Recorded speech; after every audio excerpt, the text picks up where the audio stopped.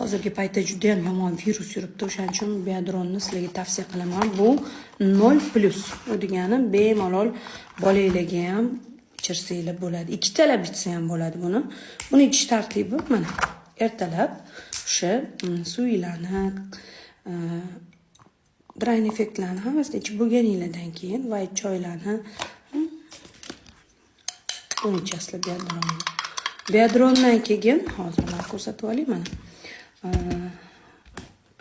Kokteyl ichamiz va to'q qoringa kollagen ichamiz mana. Kollagen hammasini ko'rsataman. Vaqtim yetguncha hozir buni ham tayyorlashni o'rgatay sizlarga. Yosh bolaga smes tayyorlaymiz, xuddi shunaqa men aytaman. Kattalarning smesi 28 xil vitamini bor. Bemalol yo'lda ham tayyorlab ichib ketaverasizlar. Mana shakar aralashtiramiz hozir.